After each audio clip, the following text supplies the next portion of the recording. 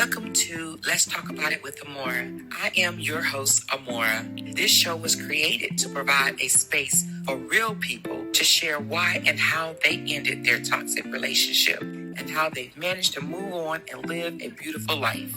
We all know that breakups are hurtful, no matter who initiates it. It's like going through a grieving process. You deal with emotions from anger to sadness to relief.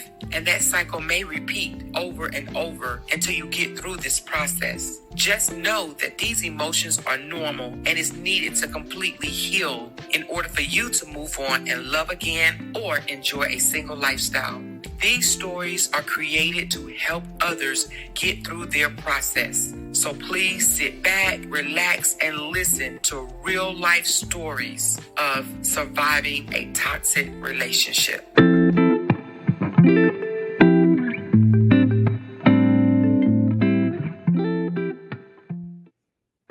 Hello, and welcome. I am so excited about this episode. This is episode 2. Tonight, we're going to bring to a panel a young lady by the name of Lauren. She's here to tell her story of why and how she chose to end her toxic relationship, and she has moved on to live a beautiful life. Everybody, welcome Lauren to the panel.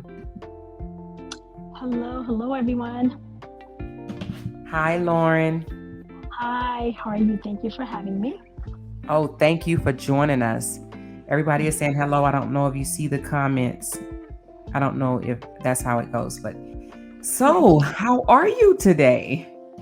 I'm well, thank you. How are you doing? I am doing good. Just been with the little baby for the last 2 or 3 hours, but it's been great. But tonight is not about me. This is all about you. I just want to start off by just asking you a couple of questions, and then you could just carry on. And there will be some questions in the audience. Can you see the questions there? If not, I can read the ones off to you that I think are important, and then you can answer them as you tell your story, if you don't mind. Yep, I don't mind at all. Okay. Okay, so let's start off with how long were you in your relationship? So we were married a total of 6 years, but we dated only a year before we got married. Things moved very fast. So total 7 years. Okay, total 7 years. Okay, so what led up to you making a decision to end your relationship?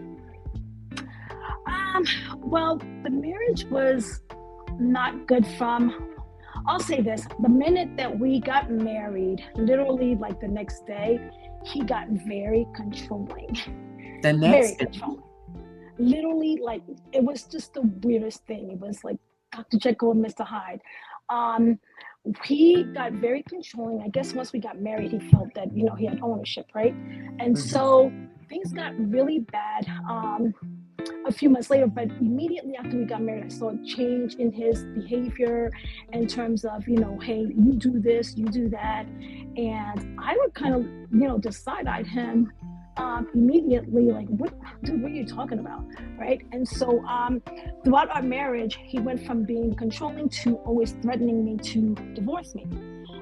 Whenever he felt that he wasn't happy, he would throw divorce out there. And I told him, I said, hey, I don't play with the D word, because right. if it ever comes from me, you can cash it. You can cash that check in the bank, because you just don't play those games. You're not my boyfriend, you're my husband, and you can't threaten me for everything that every time you don't feel that you're satisfied with something, you threaten me. And so, so that's how eventually I got sick and tired of being sick and tired. I had left the marriage probably, it was in initially the first time I left was 2016. So here's what happened. He asked to be divorced. And at the time I was, my job was about to transfer me to another location. I wasn't going to accept it, but I got sick and tired of him threatening me. And so I picked up and moved to another state. Literally He While was y'all were shocked still married. while we were still married. Yep, I was like, okay, deuces. So I picked up, moved to another state, and because I wanted him to think about like what was going on, and I did start seeing a counselor about what was going on, and he actually went and filed, right? And so I told him, so I would say probably 3 months after I left. Now I had no idea that he had actually filed. This man was very deceptive, and so I went to the counselor, and I remember telling her, well, what happened was I got a call from his stepmom to tell me that his aunt had passed away, and so me being the nice person that I am, I thought, oh my gosh, I know he would be devastated, and so she said, can you reach out to him because he's really upset. That was the biggest mistake I made. So I reached out to him, and that got us talking. So I told the counselor, and the counselor was like, do not go back. If you go back, I give you like 2-3 years tops, but you're going to end up in the same place. And I'm like, no. So anyway, I went back, and can I tell you, it was 2 weeks to the date that she and I had that conversation that I left for good because I was just sick and tired of his foolishness. Now, before you went back, did y'all talk on the phone and y'all discuss, hey, you know what? I want you to come back from him, or you saying, you know what, I'm going to come back. Like, did y'all discuss that, or you just kind of knocked on the door one day and said, surprise? Absolutely not. Nope. So we talked about it, and he's like, I really want you back. And I told him that I wasn't ready, and I talked about all the issues and the threats. And so literally he's like, no, I'm coming back for my wife. And so he came to me, got a moving truck. I mean, he did all the work. And we got back, we went back to where we were living. And let me say this. So when we got married, he had already been living in the house, that we were living in because it was his home, because we met, we were long distance when we first initially met. Okay. So one of the things that he would always say is that this is my house. And so I told him part of the condition of me coming back is that we had to get a house together. Right. Because I'm not having that. I mean, I was very, very independent, and you're not about to kick me out your house, even though technically in the state where we were in, what's yours is mine, and what's mine is yours, right? Right. And so, so when I went back, he, everything that he promised me, the world, and he really, came through. He got us into like my dream home in the state that I'm living in.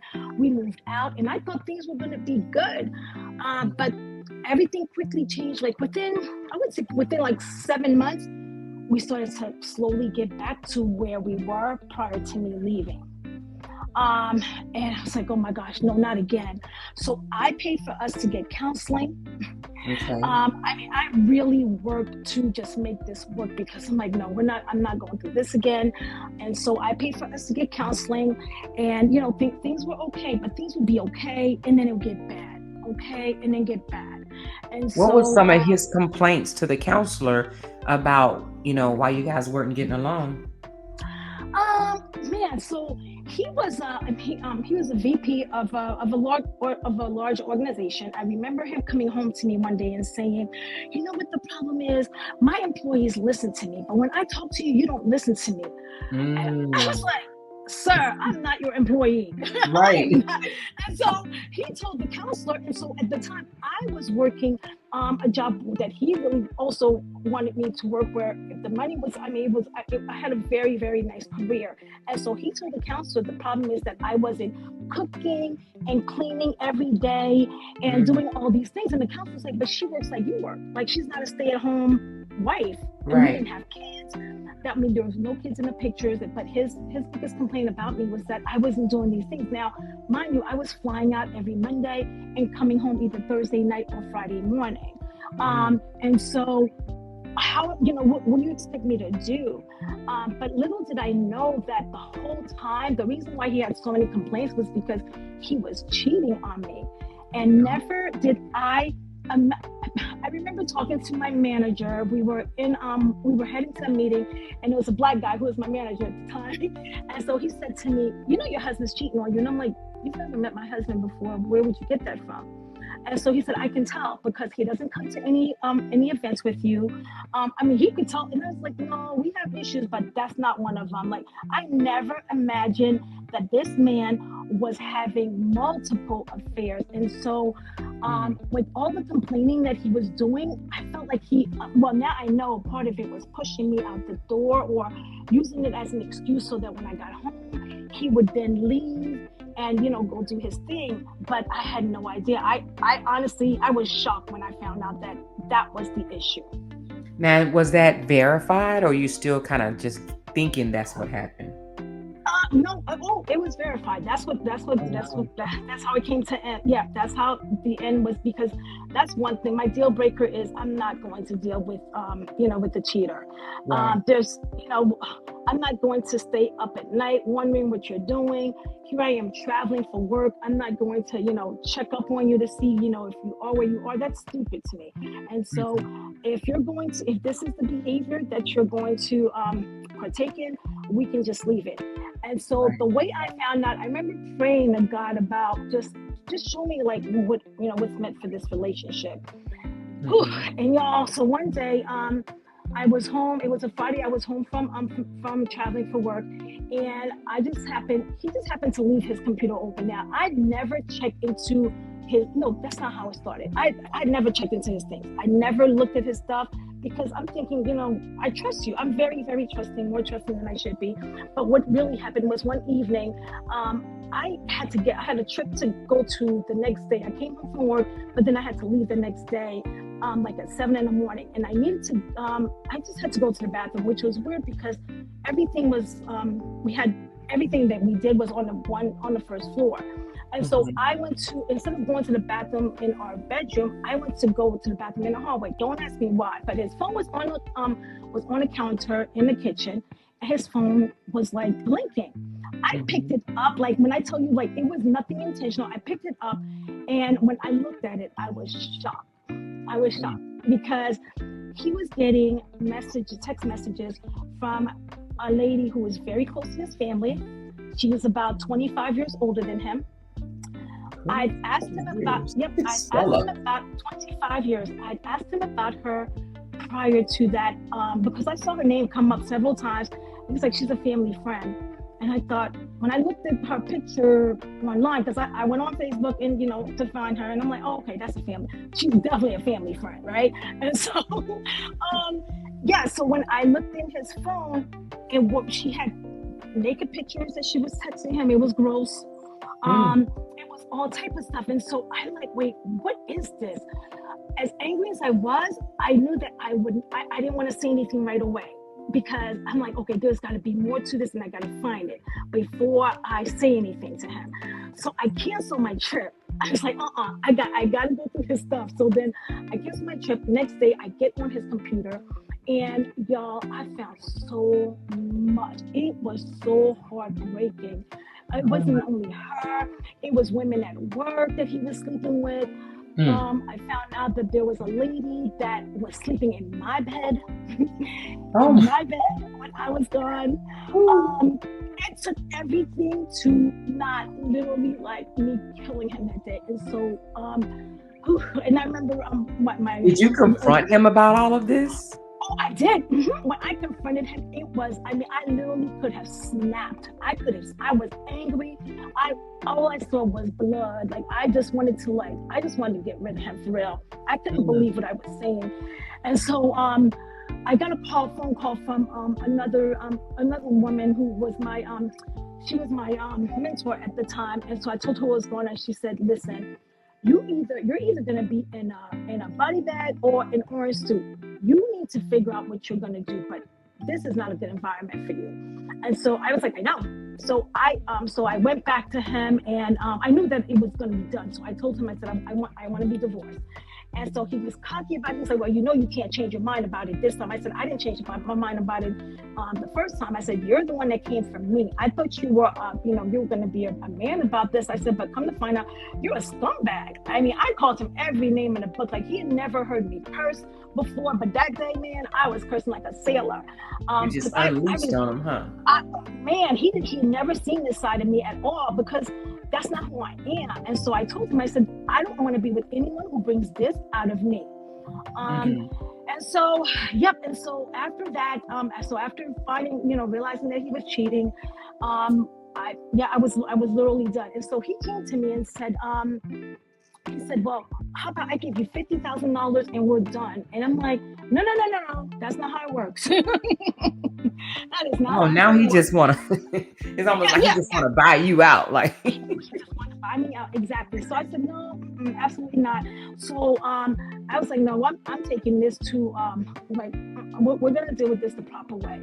And so I decided that even before going through the divorce, I wanted to, waiting for it to finalize, I wanted to just get out of there because I was disgusted. I was hurt. It was just a lot on me. And so, let me go back. So one of the reasons why I found out that he wanted that I thought he was getting me the dream house because he wanted us to start over. Well, come to find out, the lady that he had been sleeping with, one day I came home and there was a note on the door. And this woman had put in all this information about, sleeping with him and doing all these things. And I'm like, what is this? And he thought that there's no way that's for, that was for us. I believed him because, again, I'm not thinking that my husband is this person at all. But come to find out, the lady was threatening to come over there when I was home to tell on him. And if she had told on him, he was going to lose his high-paying job. Like he was a VP at a very, very top 20 Fortune 500 company, right? And so, wait a minute, Lauren. Hold on, I just have to ask you this. So wait a minute, the lady came and left a note on the door explaining what he did, or she just put a note on the door to say, beware or something like that? Yeah, it was like beware of, and so I thought, what? I mean, it just didn't seem like in her, this lady couldn't put two sentences together. So I'm like, who is this? And so he's like, I have no idea who this is. And there's no way that this was for us. And so I thought, yeah, that's weird. And so I let it go. I didn't, I was like, no, and at that point we were like in our happy space, right? Here we are about to move into into another house, and I'm thinking that things are great. And so one of the hurtful things about all of this is that the woman who was like 25 years his senior was a good friend of his mother, and the mother knew what was going on. And the way I found out that the mother knew what was going on is because when we I was in a room with him, and the lady called. His mom called and said, "Hey, someone is prank calling, the other lady." And it wasn't me, but I did have someone call her, right? And so I did. I had someone call her, but it wasn't me. And so he's like, "No, I don't know anything about that." He's like, "She's here with me now." And so I said to him, "Wait a minute." I said, "So your mom knows her?" And he's like, "Yeah, I didn't tell you. She's really good friends. That's one of my mom's best friends." Wow. And I was like, wow. I knew I had to get out of there, y'all, because I would have hurt this man. So after that phone call, and the mama. And the mama. Now these were holier than thou Christian people. Okay? Holier than thou Christian people. His mother constantly talked about, God and, faith, and how him and I should, how I should be as a wife, right? And so one of the things she said is, I had a home cooked meal for my family every night after work. I said, well, you and I, our careers were totally different. You were home by 2 o'clock every day, and you didn't do anything. You were a secretary, and here I am. I was pretty high in my company as well. And so I was a consultant, and I said, your life and mine was totally different. So his mom would tell him how I should behave in our relationship while supporting his behavior with this older lady who would actually cook and send food to my house. I had no idea that this lady was doing this. I had no idea. Years older. 25 years older. When I saw the pictures of her, I saw the pictures of the woman who was threatening to come to our house. I thought, what in the world? Because she was older too. So I'm like, does he have mommy issues? Like, what is going on? So yeah, so that's what led to the divorce. But then the kicker to all of this, which I can talk about now because a couple of years ago I couldn't really talk about this, Mhm. was 2 weeks before we were going through our mediation for our divorce. I get a phone call because I'd left. I mean, I was out of state. He didn't know where I was, and so I get a phone call from a guy who would come to our house, who's one of his homeboys, right? Which I Mhm. which I thought was their friendship was always strange to me. But then when I did confront him probably a year and a half before I left about his friendship with the guy. He got very offended. I said, if I didn't know any better, I would think something was up with y'all. And he got pissed at me. Say it But ain't anyway, so. Don't you yes, yes, dare. yes, yes, yes, yes. So 2 weeks before we go through our mediation, I get a phone call from the guy. Now I thought it was strange that the guy's phone number was not in my phone because he was once in my phone because he would house sit for us, he would dog sit for us when we were out of town. Mhm. And so I was like, that's strange that his number is no longer here. So I sent him a message via Messenger on Facebook. He never responded to my message, but I saw that he read it. Well, he calls me and he said, "Hey, I have something to tell you." And I said, what? And then he's like, no, no, no, no, no, no, no, no, never mind. You're gonna get a call from your attorney. And he hangs up on me. And I'm like, what? So I get a call from my attorney, and my attorney says, "Are you sitting? Like, am I allowed to curse on this? On this?" Yeah, go right ahead. Go Oh, right oh, ahead. okay. All right. He said, "Are you sitting?" And I said, "Yeah." She said, "Your husband has been fucking everything under the sun." And I said, Wow. and all of a sudden, like before she could even say it, like I knew what she was gonna say. And so Mhm. she said, "Who is John?" I'm using a facetious name. "Who is John?" And I said, "He was a friend." He's like, "No, that wasn't his friend. That's his fucking buddy." Oh my And I God. said, "What?" And Oh so my goodness. I, now I'm keeping all of this from my family and from my friends because I don't like I just don't know what to say.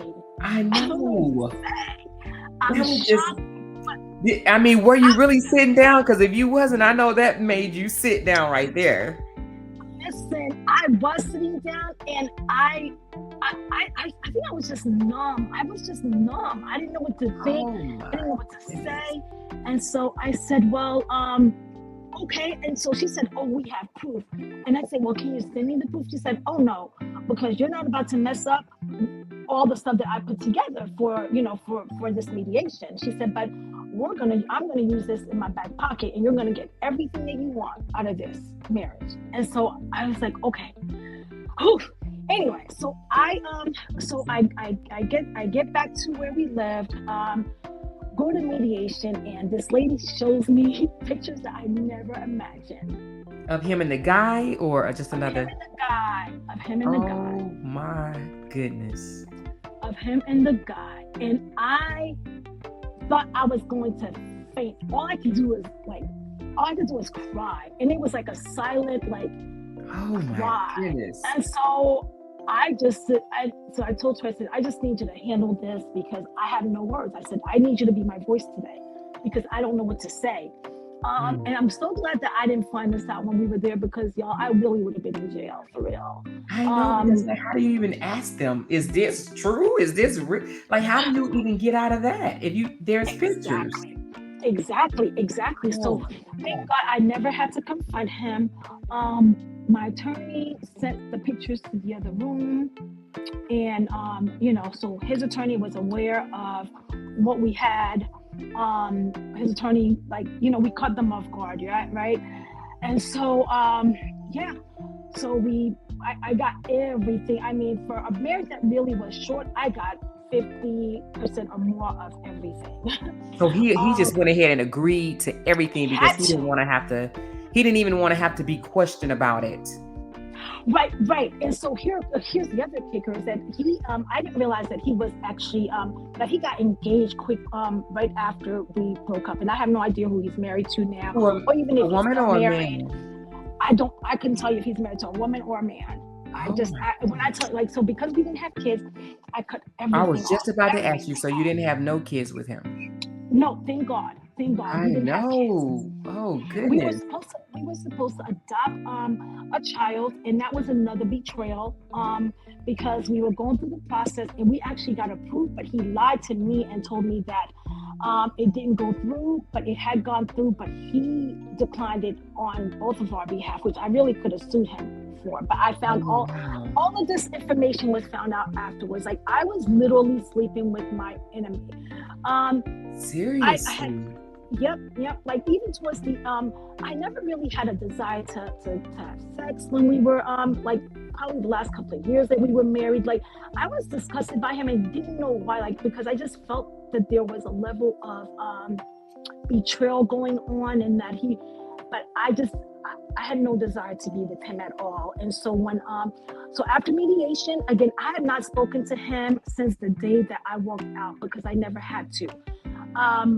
And so so we got that over and done with. And yep. So from my understanding, he got married like 3 months after our divorce was final. 3 months. Which, yeah, 3 months after the divorce was final, which I was kind of pissed at the person who told me, because I'm like, I told y'all, I told everyone, don't bring me anything. If you bring any information back to me about him, I'm cutting you. And that's what I did. Like, I was serious about that, because I'm like, I gotta move on with my life, y'all. And so I don't want to know what he's dead to me. Like, I don't want to know what he's doing. I don't know who he's with. Like, I just want to be left alone. And even more so after this happened, right? So to find out that my husband was not only with other women, but he was with another man, and maybe, I don't know if it was multiple, but I made sure that I got checked several times, to make sure that I didn't have anything. And it was That's just good. That was one of the a level. questions too. Yeah, yep. I made sure that I got tested for everything, because I just wasn't sure. Like, I didn't know who I was with. Until this day, I never told my parents, because that would hurt my parents to pieces. Now, So how I long has shared it. this been? Since you guys broke up? How long? Since the divorce? It's been 4 years now. It's been Oh, four four years. In years. fact, Okay, so in not fact, that 4 years. long ago. No, not that long ago. Not that long ago. But I made a decision that I was going to move on from this, because I wasn't going to let this experience ruin the rest of my life. I Right. wasn't going to let this experience, I wasn't going to give him more than he had already taken from me, in Mm. terms of emotional and time. And so I was very focused on healing myself. I was very intentional about healing myself. And Mm-hmm. so I saw counselors. I prayed, but you have to, Mm-hmm. you have to talk to people, right? I know that in our community, it's, if you're seeing counselors, some think, oh my gosh, are you crazy? No, you're not crazy. You need to talk to people, right?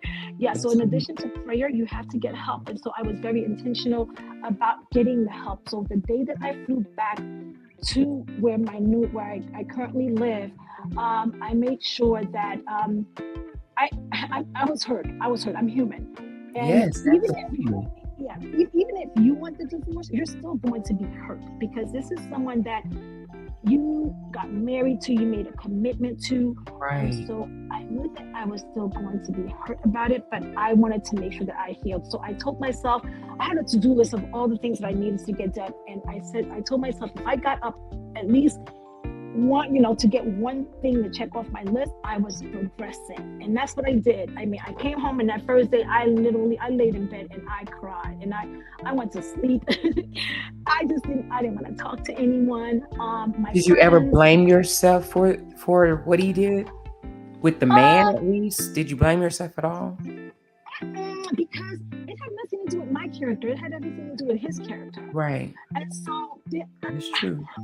yeah. And so I wasn't going to blame myself for something so out of. I mean, I just would never imagine anyone living that type of lifestyle.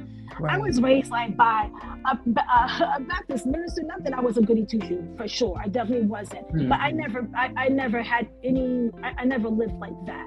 And so I knew that had nothing to do with me, but had everything to do with him. And that's how we have to look at things, right? Is that the way people treat us, it has everything to do with whatever flaws that they have going on. Exactly. And yep. And so I wasn't going to take that on to me as if it was me that I did something to do this. This is who you are. This is who you've always been, sir. This Right. is who you are. And so, no, I didn't take. I didn't feel. I didn't feel that I had anything to do with that. I knew that it was a character flaw from him. Wow. And he will do it again, but I know you're not worried Absolutely. about that. I'm That's not. not no Yeah, longer your that's somebody else's. problem. That's no longer my problem. That's somebody else's issue.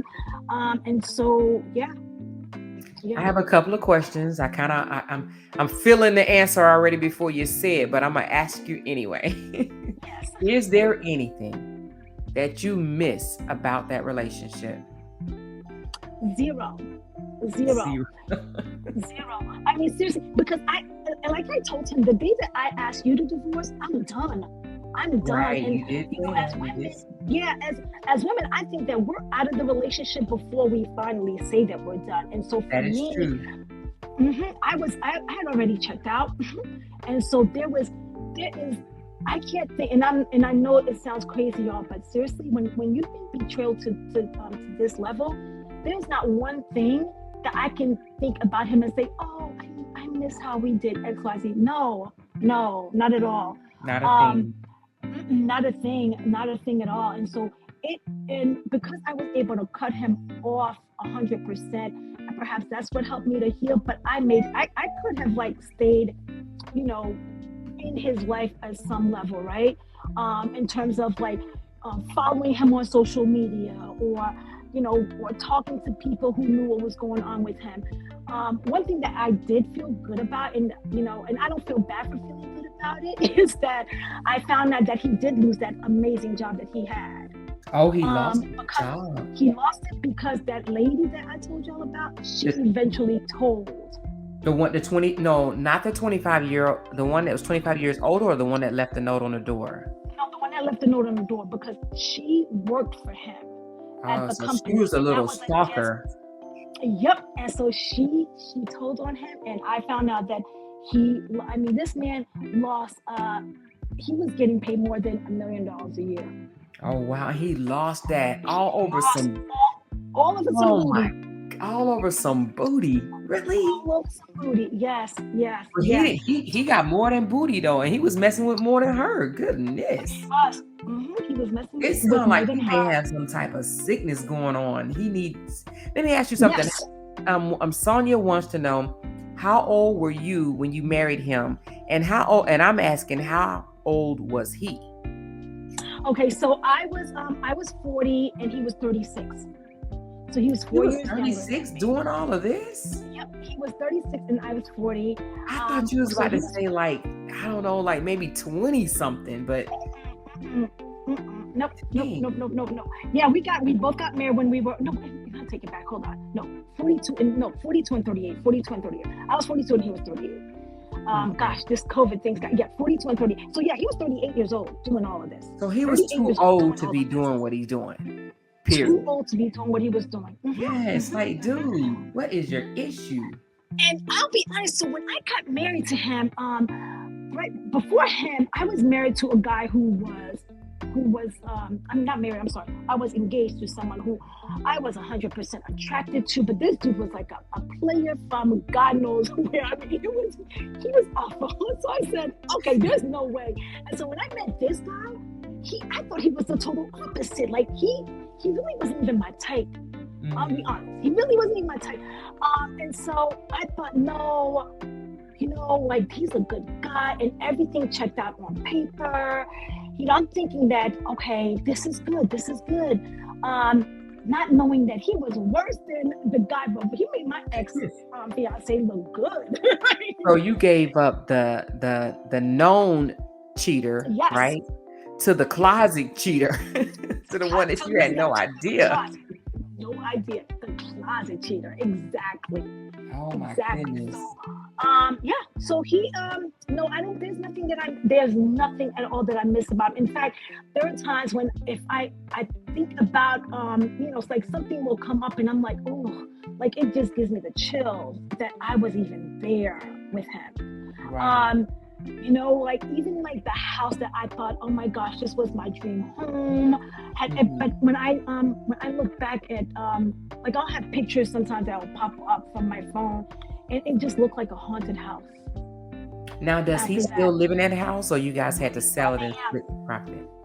yeah, we had to sell it. So remember Okay. I told you he said that he was going to give me $50,000 to leave, and I'm like, so Right. that house became one of the best investments that we made because we lived in an area that went from the property value. I mean, our house probably gained about $400,000 in equity at the Oh, time, wow, that's and nice. we had put down a lot of money on the house. I'm like $50,000. Who do you think you're talking to? I So, know. yeah, I was like, you're gonna have to buy me out. And so, You no, were he was smart about that, because some women probably would have jumped on that 50, but you said no way. just 50,000. I'm like, I can make that in my sleep. Your $50,000 is not going to do anything for me, sir. So I That's said, good. absolutely not. So yep, we had to sell the house, and or he was going to have to buy me out. Which I'm surprised that he didn't try to buy me out of it because he had the money to do it. But I guess he decided, I don't know. It doesn't matter. But I just wanted to make sure that I have my fair share of that property. So we sold it and got and we split it, and I have no idea where he is, where he's living, but I know he's not living in that house because we sold it to someone else because I had to sign off on the paperwork. Have you forgiven him for what he did? I have I've forgiven him because I've heard TDJ say when you don't forgive, it's Mhm. like it's like you drinking the poison and expecting the other person to die. And it's true because not forgiving would leave me bitter. And I Right. never wanted to be a bitter person Mhm. about this again because that's giving him more energy than he ever deserves, right? In my Right. life. Right. And Right. so I forgive him. I forgive him because he's lost. I forgive him. I also feel sorry for him in a way. Right. He has Um, definitely have some issues. he has a And lot just of because he issues. moved on in 3 months don't mean that he's going to change and do something different to the new person. Whether it's the Exactly. husband, the wife, whoever, he ended up marrying, he's going to do the same thing. He's gonna do the same thing, and he doesn't know. Some men don't know how to be alone, and so and I know, yeah, he doesn't.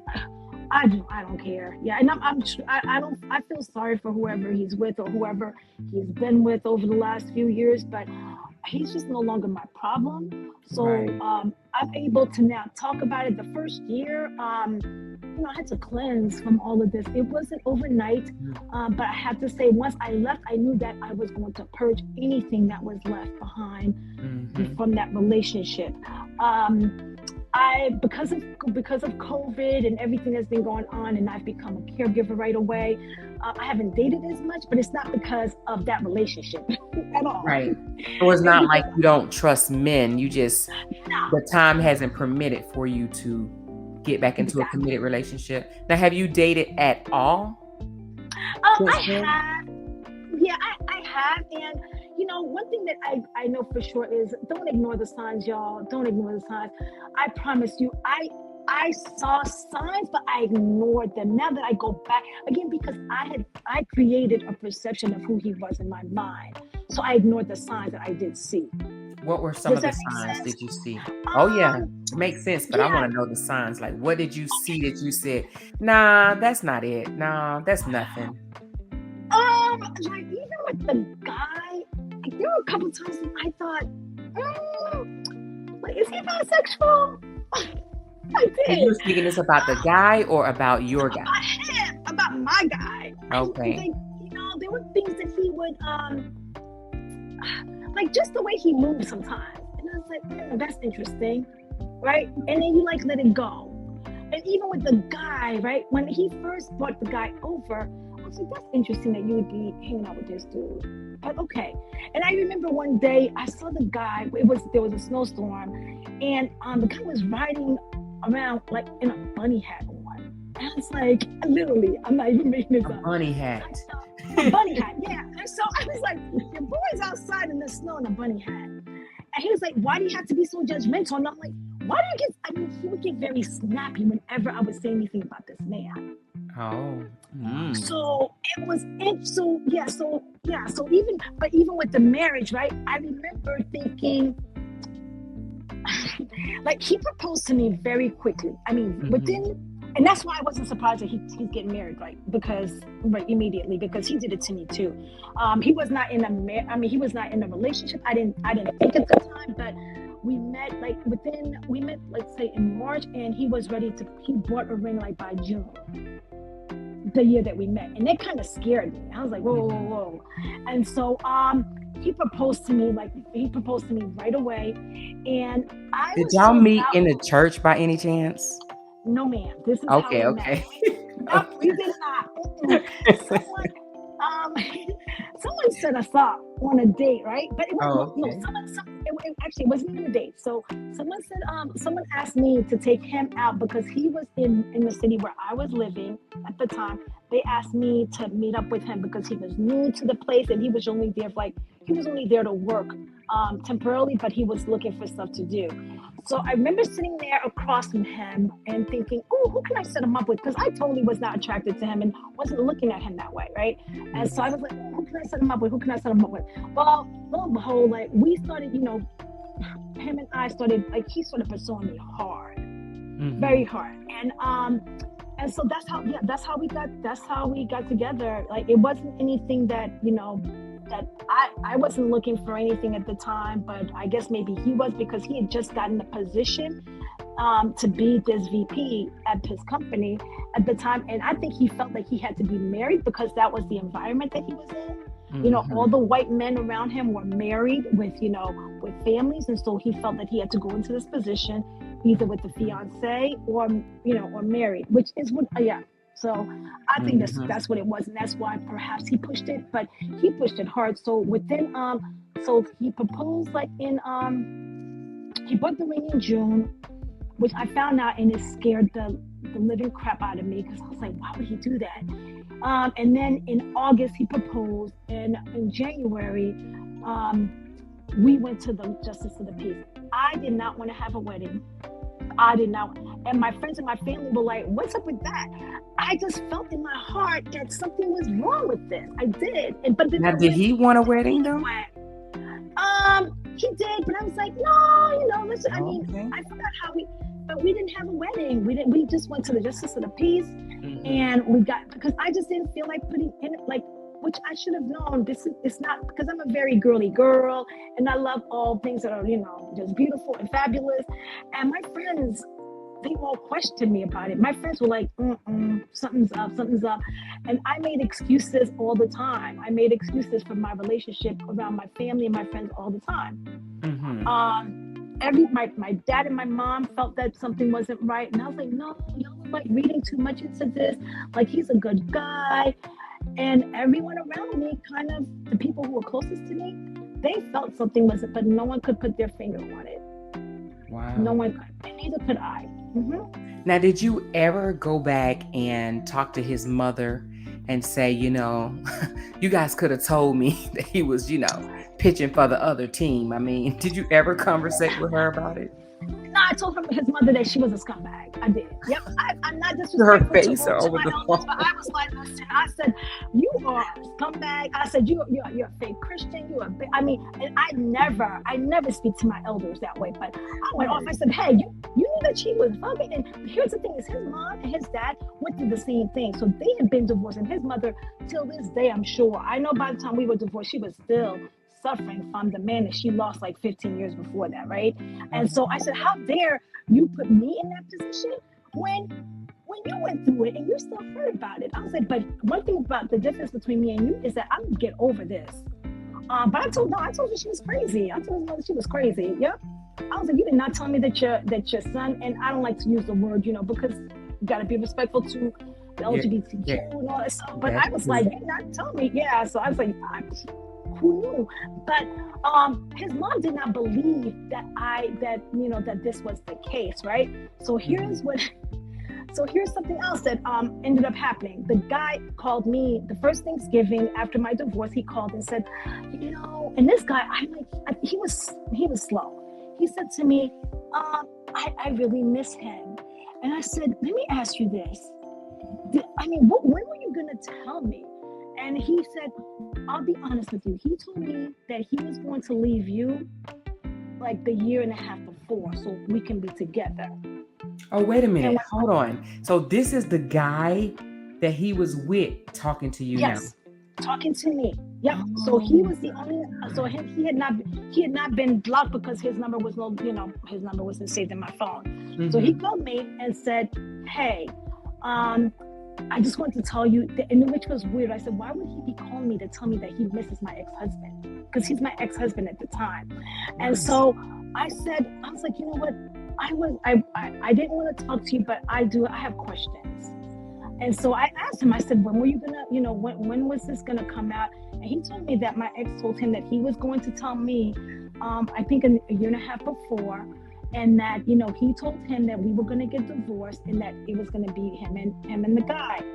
And so he said, when I found out that you left and he didn't tell me, that's when I decided to go. And I found out through him that you had an attorney, because I guess he was talking. He didn't realize that this man was setting him up all along. And so he said, I decided to go to your attorney and give her the proof. Oh, so he actually is the one that turned in the information to the attorney. Yes, ma'am. He turned All the information to the because attorney. all because your ex probably was not going Probably with to. someone else. Be with Yeah, him. that is crazy. Yep. That is Yep. crazy. Girl, That's I know my you life are is right now. glad you are out of I'm that. so glad I'm out of that. I'm so glad I'm out of that. Girl, Again, you. there's nothing about Oh, that relationship that I yes. miss. I'm glad that it's done. I'm glad that I never have to see him in life. If we ever ran into each other, I don't know how I would act. I mean, I'm I over would it, act like girl. I don't know him. Yeah, exactly. Like, I would pretend I don't know him and keep it I would moving because pretend I it's do not not know who he is. exactly. I would pretend I don't know who he is and keep it moving. So yeah, so that was my life. And people always say, you know, like I listen to what Bree has gone through with her guy, and Mhm. it's typical. Like, he reminds me so much of that narcissistic behavior, right? That they Mhm. have, because they try to put it all on you, and they try to make it seem as if you're crazy. Like, my guy would try to make me feel like I was losing my mind about certain Mhm. things, right? And he would Mhm. flip the script on me in a heartbeat. And I'd be like, what happened? Like, what did I do? What did I do? And so throughout our marriage, I found myself like apologizing because, like, he would get mad for no reason. And it was just, and his family was just supportive of his bad behavior all the time. Mm. And nothing that I did was good enough. Nothing I ever did for this man was ever good enough. And so I just felt like, okay, this is not going to get anywhere at this point, because there's nothing I can do to make you happy. And the Right. happiness is an inside job. And he would get mad when I would say that, because you have to choose joy, right? You have to choose to be happy. But if you're always looking for the bad, that's what's going to show up. That's what's going to show up. Right. And so for him, he was always looking for something negative. He was always looking for something bad. Mm. And so yeah. And so that's where our relationship was just very dark. Mm. So what did you learn about yourself through this whole experience? What did you learn about yourself? Like, maybe when you went out to dinner with him, originally you were supposed to be hooking him up with someone else, but then all of a sudden you turn around and you guys start hitting it off. Like, what did you learn from all of this? To trust my instincts, because my instincts is never, trust your Mhm. gut. Trust your gut. And I didn't trust my gut at all. Mhm. I would always I would always make excuses for the behavior.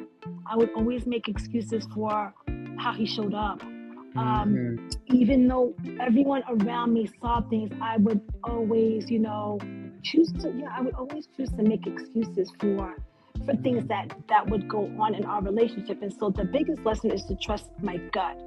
Um, yeah, it's to trust my gut. It's to trust my gut. Right. Yeah. Yep, yep. No, And I I can wasn't understand perfect in that. a relationship. Yep, I because I would say the last few years, like, I held back to having sex.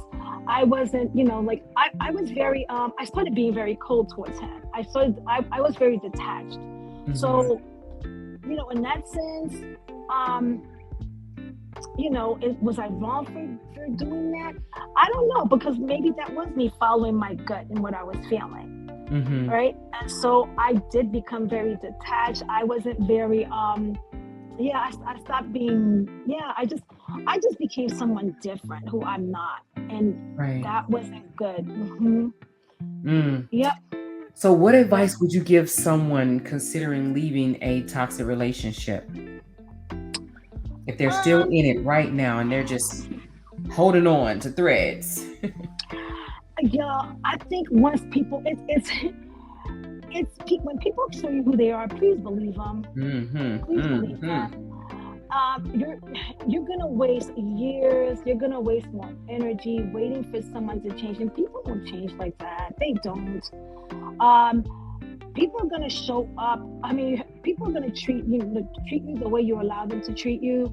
That is If you're true. questioning, yeah, I'm not telling people to just leave their marriage, but man, if you're in a bad situation, you have to go. And see, for Right. me, I felt also I held on a little longer because for my family too, because I wanted to save face. Mm-hmm. My dad is a Baptist. My dad was a Baptist minister, and I come from a culture where divorce is a no-no. And now that I look back, I see a lot of aunts and uncles who should have never stayed together. Who should Right. never Right. stay together. Who are still together. Like, I have an aunt who went to her grave with a man who spent his entire life with her and everybody else. Yep. Um, so I That's what they say, did back then, you know? yep. So I remember telling my father that, and I thought he was gonna flip. I was like, Dad, I can't do this. I'm getting divorced. And he said, okay. And I thought, wait a minute. I stayed in this mess for a little long because I'm thinking that I'm going to disappoint my parents. And, I'm old enough to make my own decisions. But at the time, Right. I'm still thinking, oh my God, I want to honor my parents, right? Please honor Mhm. yourself, y'all. Honor yourself. Who cares what anybody thinks about you and your relationship? Only you. You're the only one dealing with that person behind those closed doors.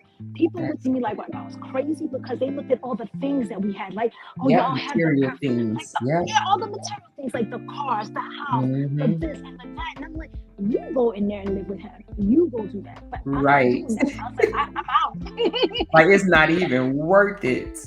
It's not worth it. It's not worth it. So don't. I mean, you're stronger than you think you are, and you're gonna be okay. You're going to be okay.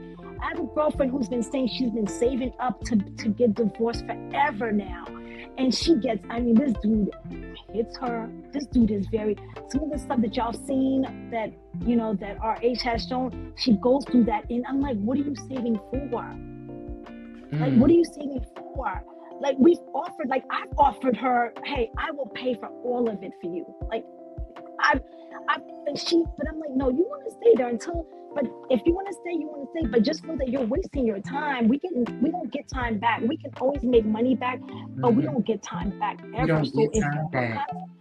and you're wasting like the most precious time of your life right now, where you're I said to myself, I don't want to be 80 when I can't do anything for myself to still be in this bad relationship.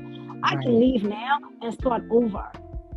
That's I can leave correct. now and start over. So I was like, I don't care when I left my 6,000 square foot house to go live in a bedroom at my sister's house.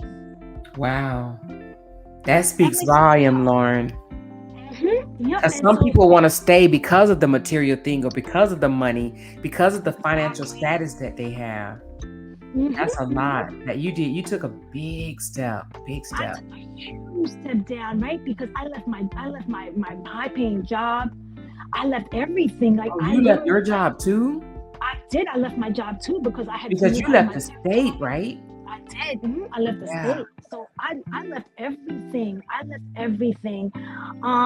And so I took what I could, and I think I I would have left. left too on that one, girl. Yeah, That yeah, wasn't I was nothing like, to try to fix. Like, how can you like you? Okay, you already cheating on me, but now you're cheating on me with a guy. Like, you want everything next to be a horse, then a dog, and I mean, what next, Leah? No, I'm gone. exactly. Yeah, you I'm got going. I'm issues, going. deep issues.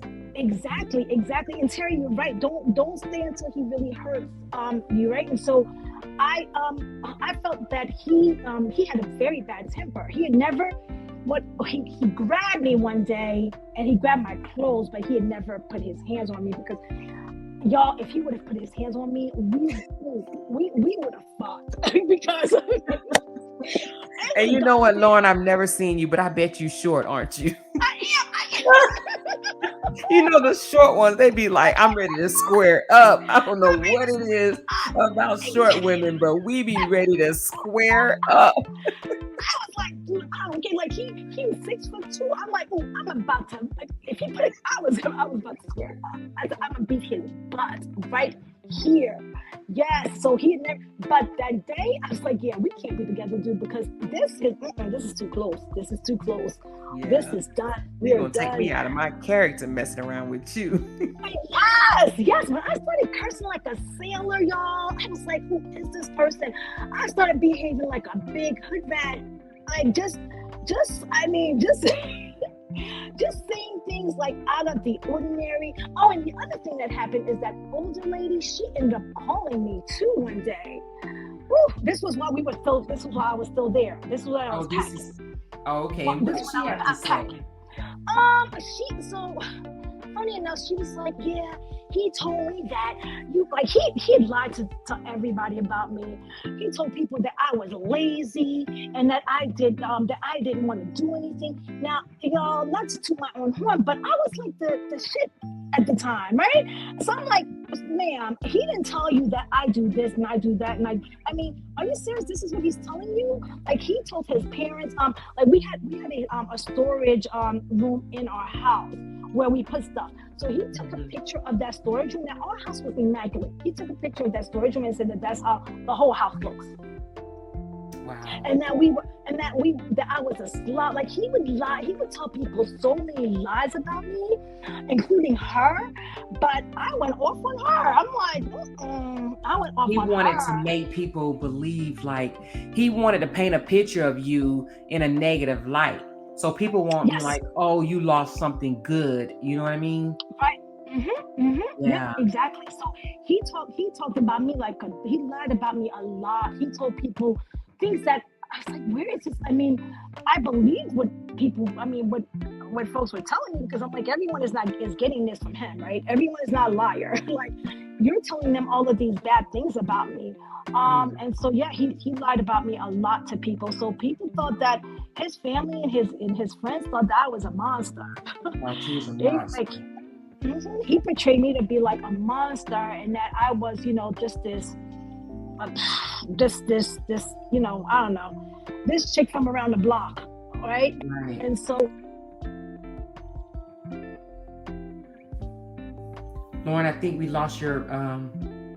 When I started telling her about me, she felt like, who are we talking about here? Because it was night and day of everything that he's ever told her about me.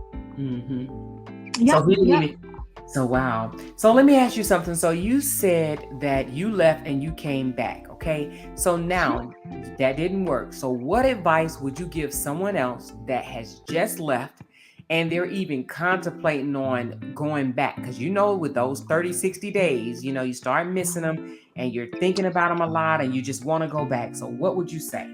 Let's hear it. Don't do it. I would say don't do it. And I'll tell you what, if I had known that all of this stuff was going, because when I left, I honestly did not know.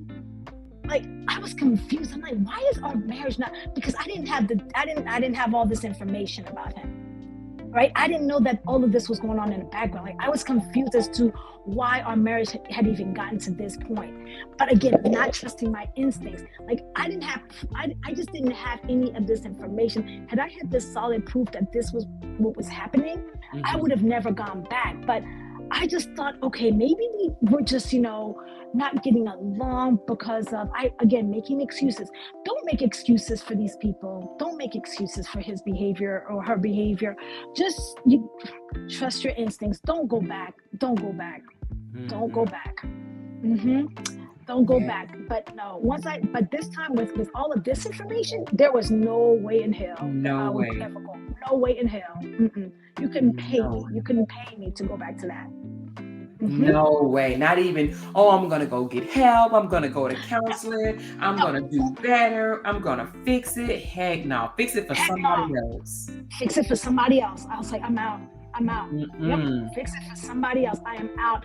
And I had to get just real tough about it. Like, nope, I'm not. There's nothing that anyone could call me to say to me about this man that can make me go back at all. Not at all. Wow. Not at all. So yeah. So you know, I like the city where we lived. I mean, but then when everything went down, I just wanted to be out of there, and I just wanted to start fresh. And so since leaving, I have my own business now. My business is thriving. Great. I'm Awesome. thriving. Amazing. Yeah, I'm thriving. I'm doing more than I could have ever done staying in a bad marriage, because he was holding me down even though I was doing well with my work. I had always been an entrepreneur, but he wanted me to work for a corporation like him. And so although I was doing well, I was like, I don't even like this. This is not me. But now I'm doing exactly what I want. I have like 3 thriving businesses. Awesome. Yep, the toughest thing in my life right now is taking care of my parents, because it's tough to watch them be in a position, but nothing to do with my marriage though. Nothing to do with my marriage. And so you will thrive a whole lot more if you're out of that toxic relationship. That's right. That toxic, you're losing so much. You don't realize how much you're losing when you're staying in that relationship. But it's good to hear that you didn't become bitter. You sound so happy. Your voice, I could just hear it all through your voice that you're just glad you're done with it. You wiped your hands, you moved forward and said, I'm done. That's it. I'm done. Exactly. I'm done. I was like, I'm done. Yes. And you have to be firm. Y'all, don't be wishy-washy about it. Like, yes. Just do it. And don't be afraid to be alone. Don't. You might be alone you might be alone for a week, you might be alone for, a couple of years, but don't be afraid to do life by yourself while you get it together. Right. Take the time that you need, that, if someone great comes into your life, awesome, but don't force anything. Don't be afraid to leave because you're like, oh my God, I'm going to be by myself. As long as you're holding on to what God does not want for you, your hands are not going to be free enough for you to receive what God has for you. So don't keep your hands, don't keep your life, don't keep anything full of what you have now that is toxic for you, because toxicity is cancerous. Yes. You don't just get cancer from eating. You get cancer from how you are, the things that you're taking in mentally, the way you're feeling. Because that stuff takes a huge toll on your life. I was having, for the first time in my whole life, I had surgery when I was with him, because, and I didn't realize that, that I had a lot going on in my gut. I had a lot going on in my gut, and I ended up in surgery while we were together. And I remember my doctor asking me, like, what is your environment like? Again, being in denial, like, oh, it's good. Yeah. Everything was, it's good. But man, that stuff can become cancerous to your soul, to your body. So you're risking a lot more. You think holding on to a piece of man is better than having no man? Leave me with no man and I'll be happier than holding on to something that is cancerous to my soul. Right. Oh my goodness. I love it. Well, Lauren, I do thank you for coming on and sharing your story. It was a wonderful one because you know what? At the end of the day, you made it out. You happy. I can tell it. I don't even know you, but I can just tell. I think everybody in here can just tell that, you're glad that you got away. So that's amazing. Very, very amazing. Thank you, y'all. Thank you so much. Thank you for having me. Thank you so much. Before you exit the panel, I just want to ask the audience, do anybody have a question for her before she exits the stage for our next guest? Does anybody have a question for her?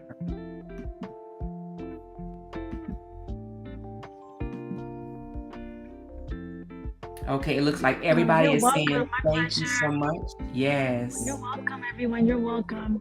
Thank you, Lauren, so much for blessing us with your story, and we will chat with you in the comments. All right, thank you. Stay beautiful and keep enjoying your wonderful life. Thank you. Thank you so much. And I wish everyone the best. Thank you so much, Lauren. Okay, bye-bye. Ooh, y'all, that was a great story. I am so glad Lauren survived that one and she moved on gracefully. Okay. She forgave him. She has no hard feelings. She just don't want to see him no more. You know what I mean? She don't want to see him no more. And if she do, guess what? She gonna walk past him and act like she don't know who he is. He is nobody to be trying to remember. Okay. No way. I would have done exactly what she did. I would have cut my losses and kept it moving. I mean, you cheat on me with a woman, but then a man? Nah, no thank you. You got too much going on. Next, it'll be an animal or something out there. Nah, I have to pass on that one. All right, we're going to take a short break and we're going to hear another story from a guest that would like to share why and how she left her toxic relationship. I'm dropping the link. I sent it to your messenger if you hear me, but I'm dropping the link and we're going to take a short break.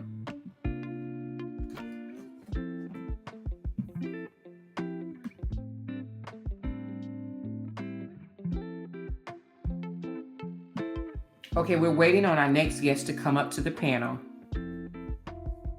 If y'all have questions y'all want to ask, you can go ahead and drop some. She's coming in now. Just give her a couple of seconds, okay?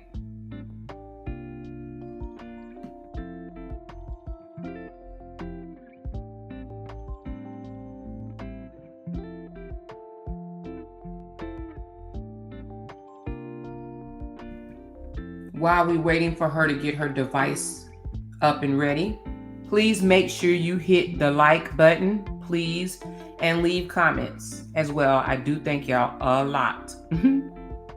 Okay, so it looks like she is ready. This next guest, her name is, we're going to call her Mrs. Dunn. She's been on before, and she would like to bless us with her story, okay? Y'all hear me okay?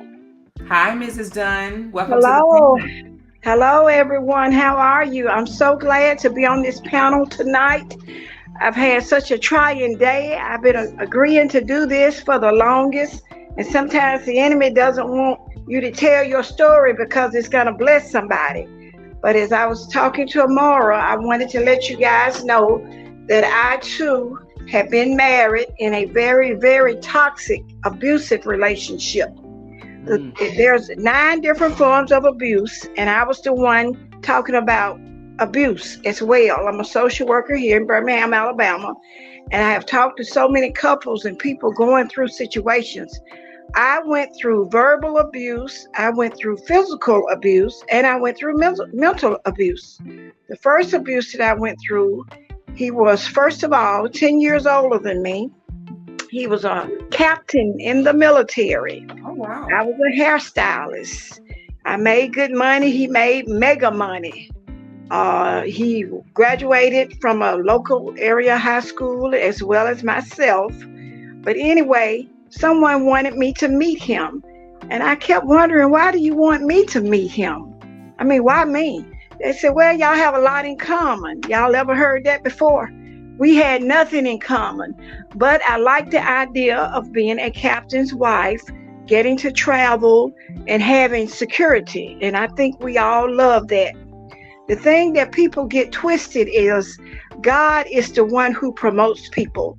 Man can never promote you. A man can put you on, show you how to do something, but it's God who gives the increase. It's God who gives the promotion.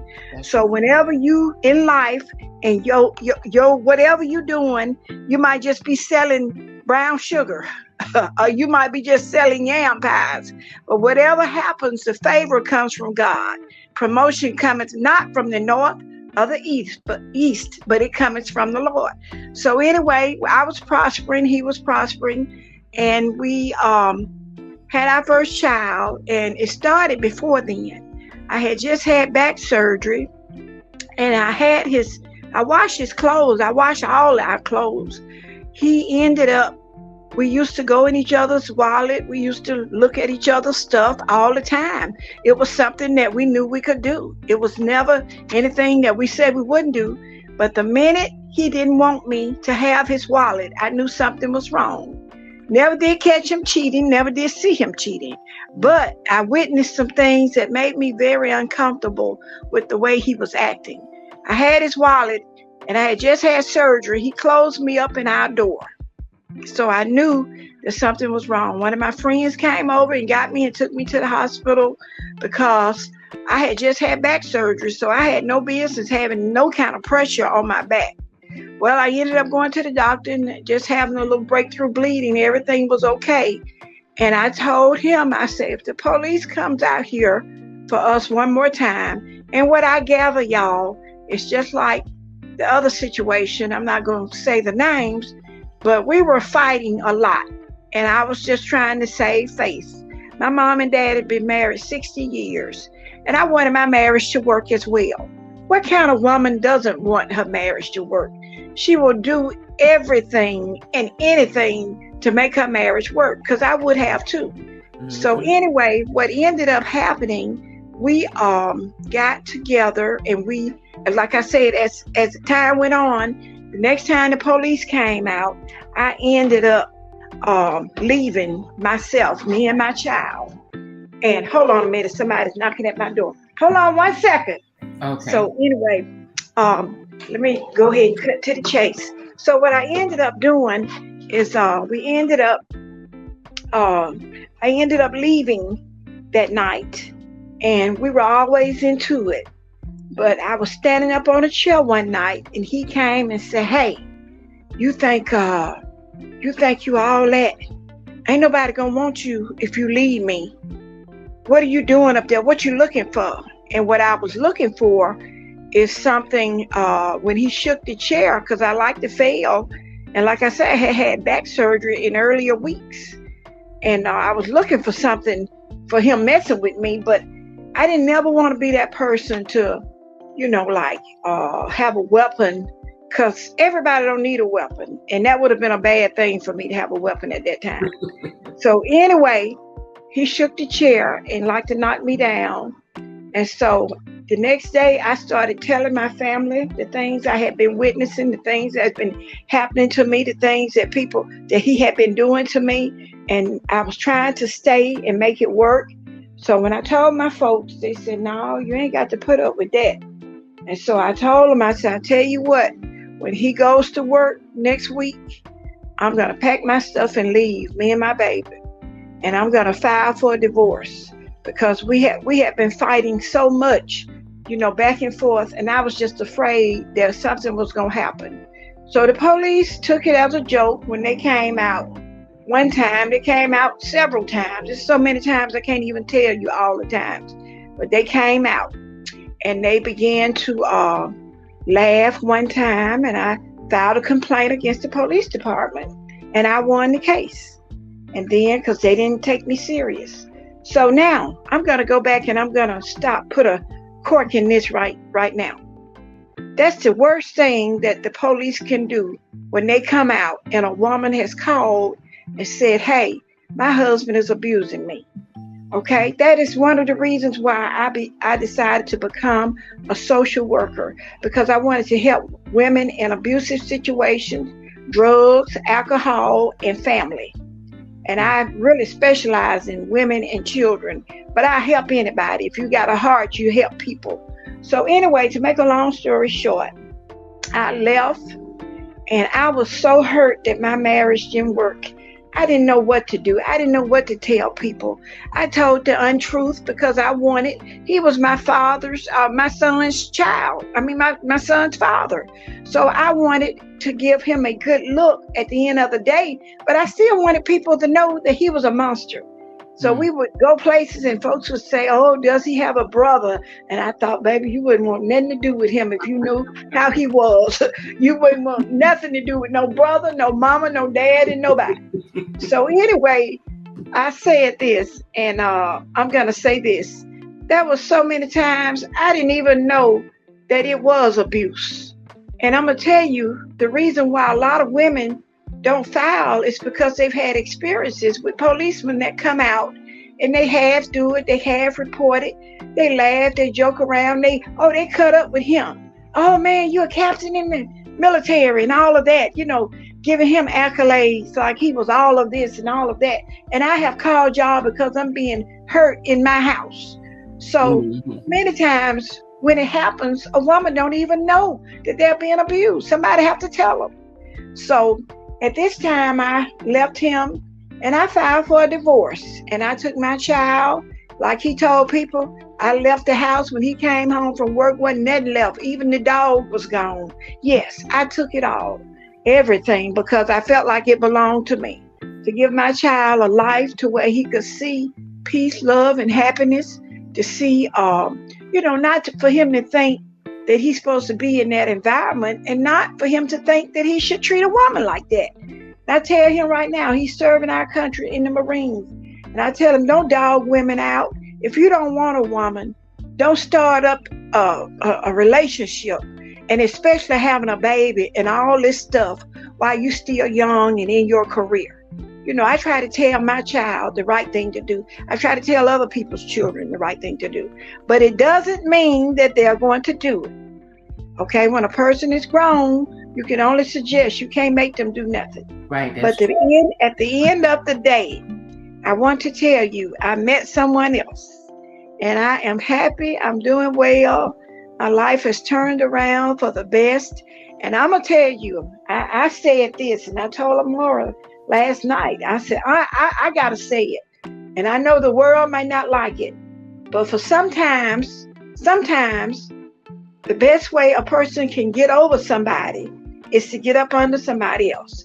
And I know that other team don't like that. They don't want to hear that. But people have to do what's best for them. That's right. No, sir, Mr. Rob. You cannot give anybody advice on what they should do, if they should move on or not move on. You cannot do that because, first of all, you need to heal. And sometimes healing means moving on to someone else, okay? It don't mean staying stuck where you at. Woe is me. Look at me. I'm going to stay single till I heal. Whoever, I ain't never heard nobody say, well, look, you stay. Well, yes, I have. I heard that other people say that. But look, don't you sit nowhere talking about I'm going to wait and heal. Who's to say what the time is? Is it 6 months? Is it 8 months? Is it 6 weeks? 20 years. Yeah, is it 3 years? But I know why they want her to sit and stew by herself, because they want her to be alone. And they want Robert. Robert wants one thing and they want another. But Bree should do what's good for her. I did what was good for me, and it worked, okay? And not to say you might meet somebody, they may be wonderful. And I thank God my new husband understood the pain that I went through. He was a good stepdaddy. And then I met his children. I ended up being a stepmother to them. It just worked out great. And I know I'm older, but don't let nobody tell you how you got to heal. You can heal with or without somebody. This is the United States. Many things can happen here. Okay, you can do things how you want to, long as you're not out there hurting anybody intentionally. Go out, meet people. You need to do that. I mean, how are you it's no need in you sitting around and get your children out the house and get a babysitter and go out with your friends. Do what makes you happy, because in this life, you're only going to go around one time. Okay. That's right. When you've been in an abusive situation, when you get out of it and look back to it, I didn't have to take that mess. Exactly. And not only that, when God blesses you, because I went through a period where I didn't have nothing. I was waiting on disability because, like I said, I had back surgery, and I was waiting on disability around the time that I left my spouse. Okay, so I didn't have nothing for a while. But the life that God has blessed me with now, I can wake up in Paris, I can wake up in Italy if I want to, and I might have to charge some of it, and I may not have to. But God is just good, people. So don't let nobody write the terms of how you're supposed to heal, how you're supposed to feel. Right. You feel the way you feel. Go get you some therapy. I truly recommend that. And then, like I say, if you are going to, say for instance, if you want to meet somebody and you have gotten all the tools and you see those red flags, don't take them for granted. But just know, okay, I saw that, I'm aware, and we're going to have to deal with that. But don't let nobody put the terms and conditions of how you're supposed to heal. Because I healed meeting a wonderful person. And like I said, who's to say? You know, people are understanding. They know when they see people sometimes at their worst. They see them antagonizing you. They see them getting on your nerves. They see them what they're doing because they're man themselves. But you'll meet somebody who will be so understanding. And nobody is perfect, guys. I'm not saying I am. I'm not saying my new spouse was. I'm not saying nobody's perfect. But sometimes you're not going to know until you get out there and see what's out there. And if this don't fit you, then don't do it. But you're grown. You can make your own decisions on how you want to heal. You can write your own ticket. But I do suggest therapy, and I do recommend, the Lord. The Lord can bring you out of any situation. Any situation. Nothing is too hard for God. So like I said, I went through that. And just to show you how things are, my first spouse got sick. And there's nobody in his life to take care of him. But God blessed me to help him when he got sick. Because first, that's my son's father. And I know a lot of people say, well, hey, wait a minute. I know you didn't do that now. Yes, I did, because there was nobody else. Sometimes people are not going to see Jesus unless you show them the love of Jesus. And I said, well, what do you think? What do you think about me helping him out? And he said, well, hey, he ain't got nobody else. And I'm not a person that's going to run around. You asked your son that? I asked my son and my spouse. Okay. I said, my new spouse. I said, what do you think about me helping him out? He said, well, I know you want to do it for your son. And that's all I needed to know. And all I did was, he had an amputation, so he wasn't able to do a lot of things. And this is what I do. So since I'm a social worker, he said, well, I know you want to help him, and I think it'll be the right thing to do. So I helped him as much as I could, because he didn't have any nurses, but now he do have people that come in and help him do stuff, but just to get him to a point. So don't miss your blessing listening to people. My mama even told me, hey, if you want to meet and marry again, you can. And I was so glad that she liberal like that. My mom and dad almost 80 years old. I'm telling my age now. But she was so liberal. She said, if you want to meet and marry somebody else, when they do it. She said, if you think it's right for you, do it. And it just worked out. So I'm just thankful. And like I said, I'm just as happy as I want to be. I do what I want to do. And I, not do everything, but I do the things that I want to do. We do the things that we like to do. And like I said, my son is grown and gone, and we work and do stuff there. When we get off work, we go places, and we just enjoy life. So now, did he stay a part of your son's life? Oh yes, absolutely. Okay, so he was a good father. He just didn't. Yeah, he just was. We didn't get along. We were fighting a lot. And see, now, let me clarify something. When you say fighting, you mean physical fighting? We were having arguments. I say that. Okay, so disagreements. Okay. Yeah. And I'm like this. I'm gonna tell y'all the part I played in it. I don't play. Yeah, when somebody come after, when somebody come after me, I'm coming back at you. And I'm going to make you think I'm going to do it too. And I ain't got no shame in what I'm doing. And I might not even have what I say I got, but I'm going to make you think I got it, because I'm not going to just let you, come at me like that. I'm kind of big girl. I'm 5'9" and stuff. Okay. 190 pounds. Threats right back to him, huh? Oh, yeah. I gave it to him. And my mama said, well, what'd you do? I said, well, Mama, I gave it to him. I said, I came back with everything I had, because if somebody is telling you ain't gonna meet nobody else and they the best thing you ever had, just because they had more money than you, and just because they thought they could, come on now. So yeah, I'm coming back at you. And then too, I didn't have to show him nothing. God showed it, because I, like I said, came back up after my back surgery and went through my healing time from my back, got back out there, married. We bought houses and did things, cars and all of that. So don't put no limits on what God can do. And don't put no limits on the healing process. Heal your own way. Don't let nobody tell you how to heal. Love it, love it, love it. So let me ask you this. How long were y'all married? We were married. I don't know what it is about those 8.5 years, but it was 8.5 years. Okay. We were married. So I was so mad. I left the house and didn't get my military. You didn't make You it to know, the end. yeah, you know what I'm talking about, don't you? I Yeah, know I exactly didn't. what you're talking about. I didn't make it to get my military benefits, but guess what? God saw fit for You had me another to year and a sit. half to wait, but you said, heck That's no. all. But I was so mad. I left him in that house, and the house still mine. The Oh. deed, yes, the deed is in my name. And he said, well, I might as well just go and give you these keys now so that boy can. I said, look, we don't know who's going to leave him first. But, I've always knew it. And he still kept me on the good insurance at Prime. Is it Prime America? Prime Here. America? Yeah. TRICARE and all that stuff.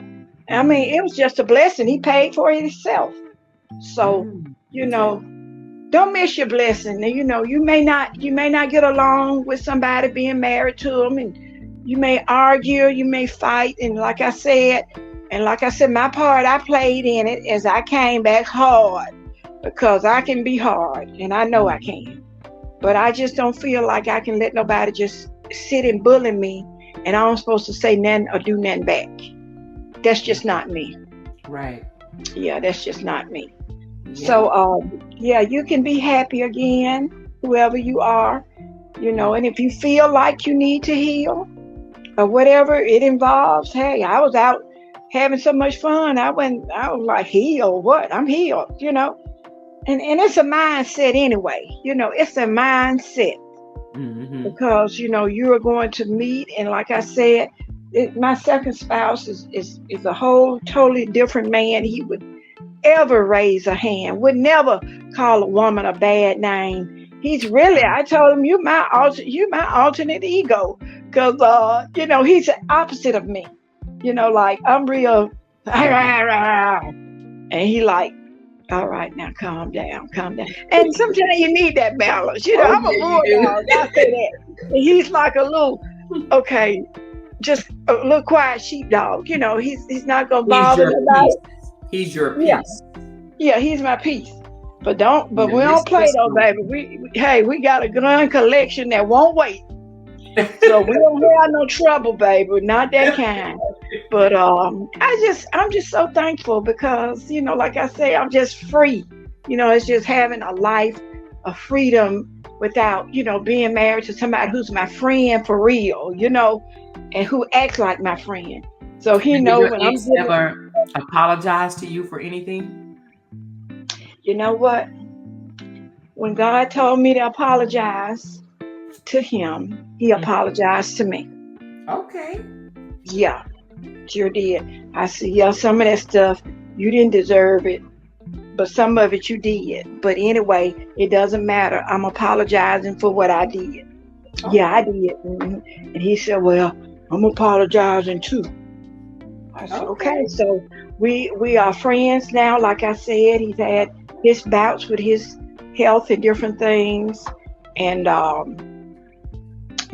been there for him. He's been there for me because there were some times before I met my spouse, that I might have needed something. And I'm sure, he looked out for me, made sure I got it, but whatever it was, helped me with my car. But like I said, we just wasn't good married. And guess what? I just believe that one day the other couple are going to get to this place. It's not going to be an overnight thing. Right. But I believe that they're going to get to this place because we had to co-parent, We had a son who was watching both of us. Right. And, that's why I had to sit down somewhere because, he in the Marines now. He can't be going back off at the people. He's over a small group, but he can't be going off on people, because he watched his mama go off on folks, So I had to sit down and, learn. And we all do. We go through a thing where we learn and we do better. Right. And if don't nobody else do better, we learn how to do better. So how old were you when you guys were married and going through this? We got married late in life. Tell my age again. I tell you this, I had my child at 35 years old. Okay. Yeah. I had my first child and lost her at 35. Then at 36, I had my son, and he lived to make up for that child and plus the one after him that didn't live. He was a really active young man. So he yeah. We got married at 34, and he was 44. Okay. So, but it definitely sounds like you didn't give up on love. No, I didn't. I didn't. And I just believe in love. I'm just a person. I just feel like I love marriage and want to be married. That's just me. I guess because my mom and dad was that way, just want to be married, and sometimes women are like that. And there's nothing wrong with that, women. If you feel like you want to be married, you meet the right guy. Yeah, if he's want to be family. A relationship with a piece of paper. I mean, you know what I mean? It's the same as dating, except for it's more contractual, if anything. You know what I mean? Absolutely. So, but you can be happy again. You can meet somebody who's that other half that you need, and y'all can blend together so well. Then and if they don't treat him right, I be getting on people. No, you don't do him like that. He quiet, I'm not. So, we just blend out we just level each other out. So don't let one bad, relationship and all of that ruin, how you look at love, how you look at people, how you look at relationships, because you can regain it and stay married for years. Now, let me ask you this. I know you could have destroyed him with his career by contacting him. Oh, God. Yes. But you absolutely elected not to, and I want to ask you why.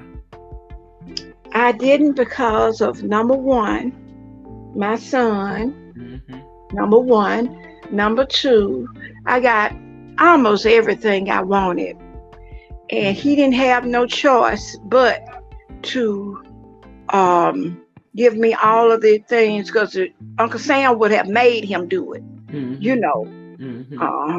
Uncle Sam would have made him pay child support and all of that and do all that. So he had to just get right with it. It wasn't no time. So I didn't go after him because he knew he had messed up. He never did remarry again or anything. And he knew he lost a good woman. So I didn't go after him after, like I said, I had a child with him. And then the Facebook, none of this stuff was out, when we were married. This wasn't even, I think cell phones were just barely out. But the time we were dating and all of that, none of this stuff was out. But yeah, I didn't do it. And Amara, I'm going to let you explain that for like 4 or 5 minutes. Why I didn't have him court-martialed. Yeah, and then I'm going to come right back. I just need to tell these fellows that's doing some work for me how I'm going to pay them. And could you tell them why I decided not to go to his superior and tell on him? Okay. And then I'll be right back. Okay, put it on mute. Put it on mute for me. Oh, I can put it on mute for you. So in the military, I mean, it's, they go by strict rules in the military. So if you clowning around, if you man or female, you clown around, you put your hands on your spouse, in the military, your spouse is dependent, but they care about your dependent. If anything, sometimes they care about your dependent more than they care about you as the military personnel. But if you report things like abuse, physical abuse and stuff like that, you can literally get that personnel, that soldier, that personnel, military personnel, kicked out of the military. Some people can even get them locked up. You know what I mean? They take that stuff so serious, So if she would have been able to prove that he had put his hands on her, he would have been kicked out of the military. She would have lost benefits. Her son would have lost benefits. It would have been a mess. So he would not have been able to provide for his family, his son, i.e., or, rest of his family. If he was taking care of his mom, dad, whatever, he would not have been able to continue to provide for them. They take that mess serious. It's nothing like it is out here in this civilian world.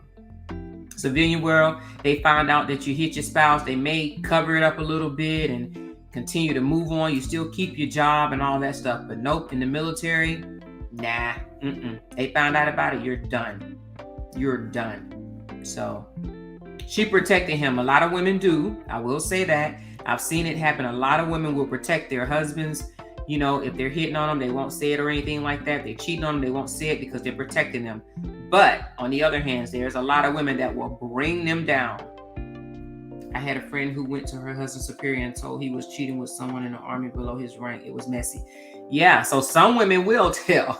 Some women don't care. They can have kids or not, and they're like, no, I'm getting you in trouble. You did this to me. You're going to be done. And of course, they'll do an investigation and stuff like that. You can't just come out your mouth and say it happened and you have no proof whatsoever, right? So they'll do an investigation. If they found out to be true, you're done. He would have been court-martialed out, especially with the physical abuse. If she would have been able to prove it, because I was going to ask her, when she come back, I'm going to ask her, when the police came to her house, were there ever any marks and stuff like that? Because if it was, she could have took those. I don't know if it happened on post or off post, but even if it happened off post, they would contact the military. So I'm wondering, did she ever let the civilian police officers know that there were any marks on her? Because it would still get back to the military. So yeah, I know this lady, a friend of mine actually, she went through it for over 30 years. And I asked her, I said, why you never went to his command? She said, girl, I had 4 boys. And that's all I needed to know. She had 4 boys and she had no job. So they don't play about that either. You mean the civilian world? It probably happened off post because she sued. Okay, she's back. Okay. Hold on 1 second. Can you hear me? Yes, thank you so much, y'all. I told Amora I won't have nothing playing tonight. This is a wonderful night. And then everybody who I've been calling, trying to get them to do some work around the house, they all came today. I didn't have to be out there with them, but I still had to tell them that, okay, here's yours, and all that. But what Amora was saying, right on, I heard it on the end. Absolutely, I had a son. And that is the reason why. Yes, there were marks, there were reports that we took to court, and it was made aware, and we took pictures. My friends took pictures of me. They wasn't playing around. They took pictures of me, and they took pictures of everything that I showed them in my back when my back started breakthrough bleeding. And then there was another incident as well. They took pictures, and when we went to court, we had everything. But I decided not to, because he would have been in trouble, and I would not be enjoying them $7,000 a month he get from one check alone. And right now, I still get to enjoy it, because he always blesses me, gives it to my son to give me, so it won't look bad. But yeah, I would have missed, and money is not everything. Don't get me wrong, ladies. I'm not telling you not to do things because of money, but at the time, I know that he had a lot of issues. Now, sometimes I'm going to say this, looking at somebody's parents, there are a lot of things that go wrong when children he was the baby boy. And we did a little analogy in school where we were matching up children, and they said the 2 babies should never get married. Do y'all know why? Because they said nothing. Huh? Was it the blood type, or is that what you're talking about? No, to my, like, if you meet, just say for instance, if you meet someone and they're the baby and you're the baby, they said nothing will never get done, because both of y'all are young, the younger sibling. This is why people cater to a little baby Amora. And that makes me so mad. Who doesn't love the baby? I got a baby sister. I'm 15 years older than her. And we still cater to her more because we're older. That's our baby sister. So we did so much for her because we were coming up. We were her age group. We did her hair. We took her places because that was like our baby sister. So why do people hate so bad? Because her other sister does so much with her. That's just our culture. I just don't see it no different on that. And I'm talking about that other situation now. That's what I see a lot. I see it, in our culture where we cater to the baby, we help mom get the baby dressed, we take the baby, we do her hair, because I used to do hair too. Did the baby's hair, took the baby places, gave the baby a party, bought the baby a puppy. We catered to my baby sister so much. And it's like they don't want her to love her baby sister. They don't like when the mother says, "Oh, come on, baby." We were all like that about my baby sister. So I don't get it. I may not ever get it. So Yeah, it's just it's a stuff. strange situation. Yeah, I do have a question for you. As yes. a social worker, what would you share that are red flags, early on in a relationship that people should take heed to? I'm gonna tell y'all this, and I'm talking from my heart.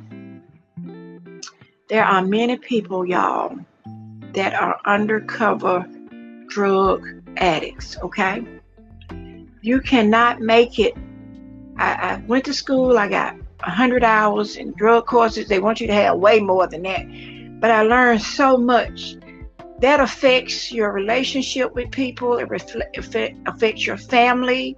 It affects a marriage. It affects the children, because you cannot win. That's the biggest thing that I see going on in our culture.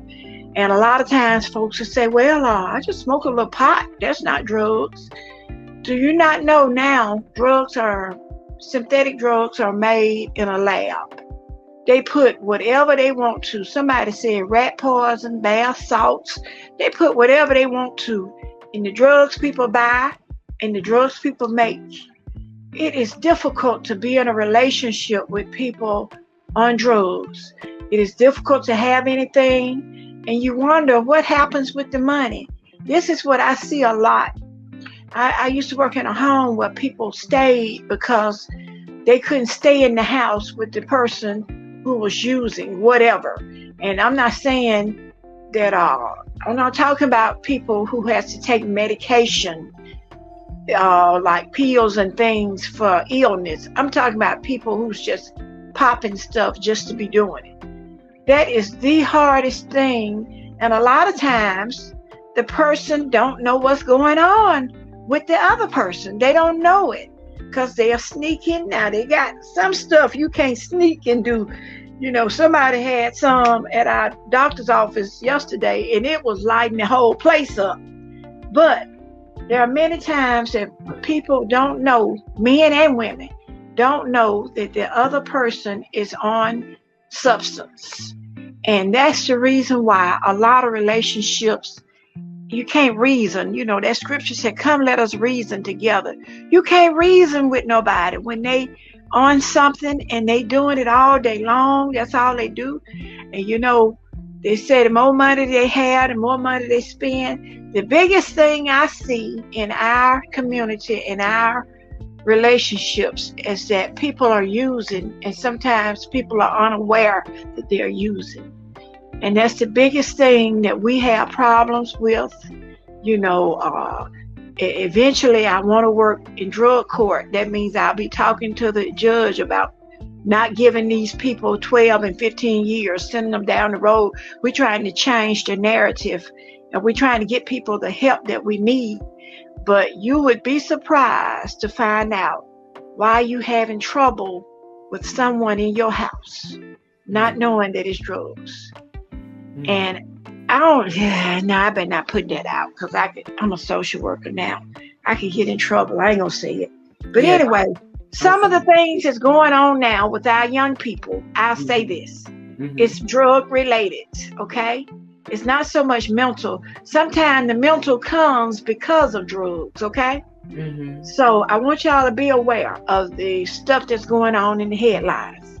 Sometimes it's because drugs are used, and then comes the mental problem.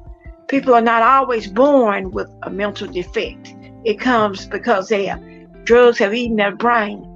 So this is the biggest thing I see in my community with my people, that I'm trying to change the narrative. We're trying to get help for people instead of letting them sit somewhere and rot for years and years. We're trying to get them the help that they need so they can get better. You don't get better going to jail for your problem, but therapy and going to counseling sessions and finding out, getting to the root cause of why you self-medicating, because that's what we call it in our world, self-medicating. That's the biggest thing I see. And that's why people struggle in relationships. Okay. All right. Well, this was very interesting. Of course, we do love that you came up here and shared this knowledge with us. I'm sure just by the comments and the, laughter. And does anybody have any questions? I'm sure that you have blessed all of us, dropped some gems, gave us some tips. You and Lauren both tonight. Y'all stories were amazing. I'm glad to hear that both of y'all made it out and, you're living a happy life. Yes. Okay, so Tammy says, Mrs. Dunn, since you're in Alabama, did you see Carly jumping the fence last week? Or did the fake baby stop her from doing so? Oh, I hate that so much, y'all. I've been just sick about Carly, and I'm going to tell you why. When they first came out with the story, they said a baby on the side of the road. Immediately, I said, in Hoover, a baby on the side of the road, and only one person saw it. Okay, somebody is delusional. And I was just laughing. I didn't know how you just kind of thinking, well, this person is really not being reported missing. They just thinking she missing, whatever. I says, no way. Hoover is a upper crust of the upper crust area. If you don't know what Hoover is. Hoover is like what? Upper class New York, upper class California, upper class. That's where Hoover is. Now, many black people have moved to Hoover, but Hoover is predominantly white. Okay? And the houses start at $300,000 and up. There's nothing over there under $300,000. I have two sisters that live over there. I prefer not to live over there. I do not like traffic. So I prefer not to live in that area, but I got sisters that live there. And yeah, for that area, even the worst person in the world who lived in Hoover, who wasn't a humanitarian, who wasn't a person who cared about people, would have seen a baby and called it in too. Okay? Those are the kind of people that are in Hoover. So it didn't never pass the sniff test with me. But I thought about it and I said, oh God, this is somebody's daughter. I said, this is going to go bad because the mother is going to have to make a decision, and we see the call that she made. Now, do I know everything? No, I don't know everything. I was just talking with some of my colleagues the day that we heard when the story broke out, and we all kind of agreed that there was never a baby. For people that keep thinking that, well, where's the baby? It was never a baby. A baby never would have had to walk that far, guys, on any highway over in Hoover, because somebody would have seen it, and there would have been so many calls, they wouldn't have had enough dispatch to get all the calls in. Okay? So that's the way I feel, but I hate it so bad. And you know what? I'm a parent of one, and he said he's spoiled, and we say he's spoiled, but there's some things, we know when our children, who has more than one child on this line, you see your children in a light, and you kind of can tell when they ain't being upfront with you. It's a mother wit. I don't know what they call it. I'm going to call it mother wit. You can look at them and you can see their actions. Social workers watch people's actions. They watch people walk up there to the podium and get ready to tell a story. And they clean as they can be. And they do not want the narrative to be on Hoover, because Hoover is that kind of area. Even though there has been a lot of stuff going on over there, a lot of, soliciting and sexual things. But this case, nah. I hate it for everybody involved. And what I really hate is, that somebody gonna have to face some music one day. And I don't know what the music gonna be, but somebody's gonna have to face it. So I just hate it all the way around, because as a social worker, you never want to see any people go down. That's what you join. That's what you sign up for, to be a voice for people, so people won't, have to do some of those crazy things. But unfortunately, we live in a world where, our youth sometimes, and hey, she wasn't the first one to do something crazy. She won't be the last one. So I look at it like this. I pray for Carly. I pray for her mother, who was in a bad situation. I pray for her dad, who was as well in a bad situation. And, we want to save our children. But one thing my mom and daddy told me, if you steal something, you go to jail, you'll stay there. You'll sit for a bit. We're going to let you sit and think about what you did. Because, that all bets are off, when you could come to them and ask them for what it is. So I don't know the full story on it. So I'm just going to say that I'm just keeping Carly lifted up and her folks, because all of our children have done something crazy before. And she won't be the last one. It's going to be, we think this is something. It can be worse. So we just need to pray for that family, y'all, that Russell family. Just keep them lifted up. Yeah. All right. Well, yeah, so much is done. 15 minutes away from Hoover, guys. Oh, that's where you live, 15 minutes away? Yeah, I live 15 minutes away from Hoover.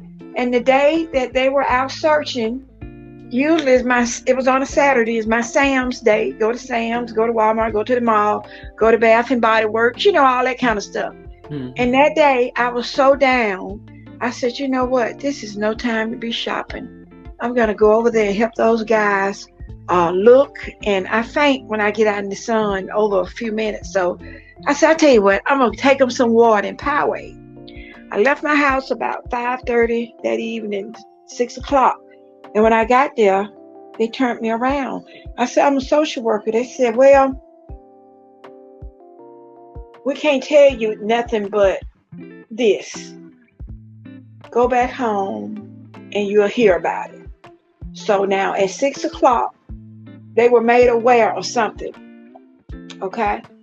Because like I said, people that were coming to help search, they started turning them around.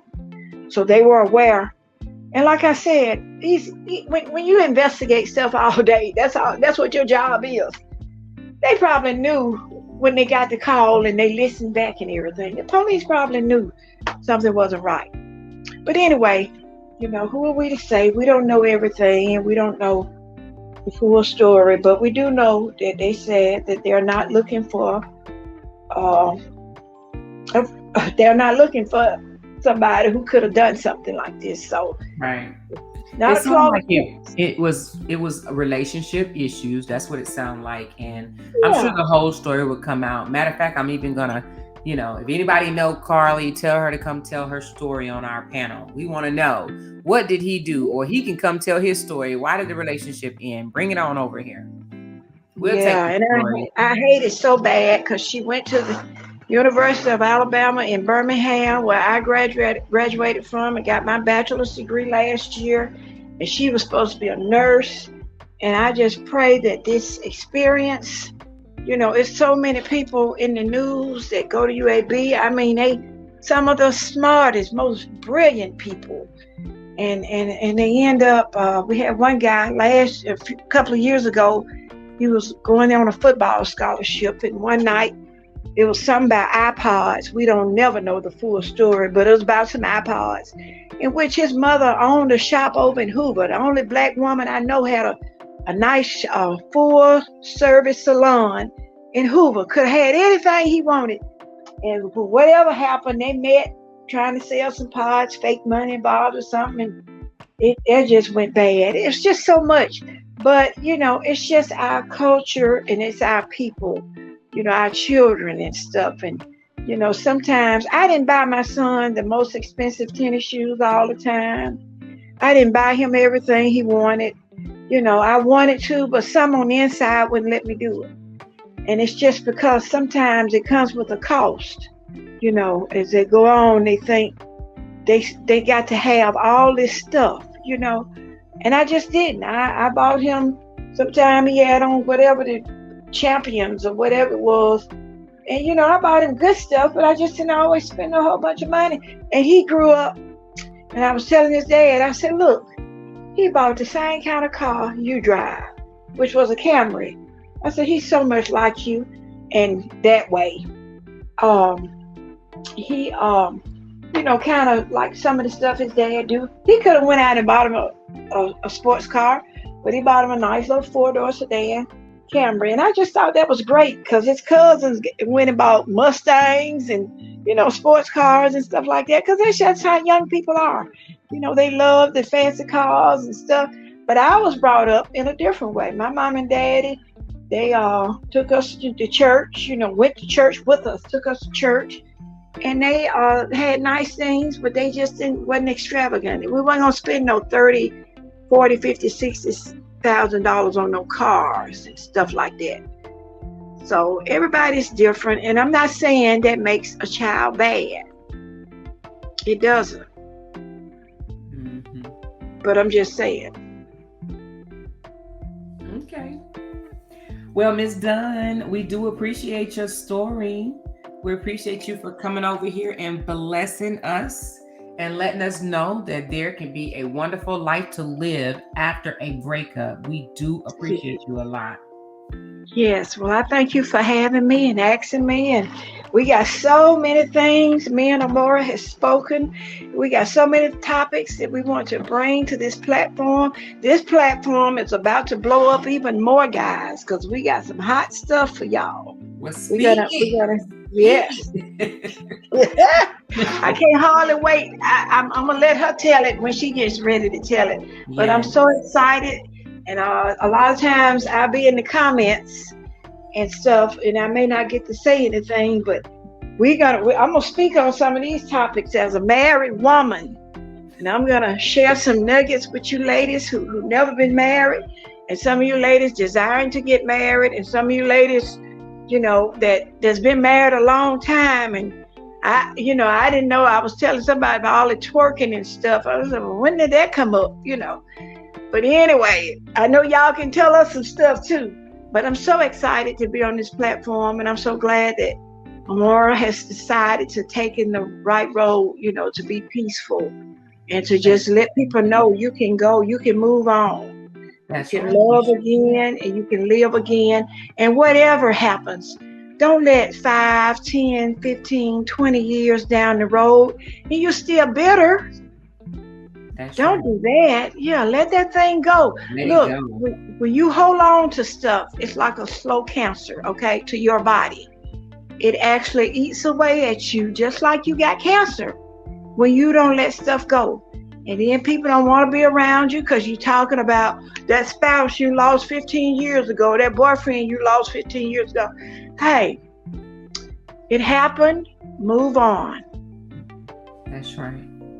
That's right. Yeah, move on. That is true. All right, so we're gonna close out this episode number 2. So again, thank you so much, and we'll see you down in the comments, Mrs. Dunn. All right. Good night, everybody. I love y'all. Love you too. All right, you guys, thank y'all so much. This was the closeout of episode number 2. Our next show, episode number 3, will be next Tuesday. Make sure you set your notifications for 8 p.m. Eastern Standard Time, Tuesday and Thursday of every week.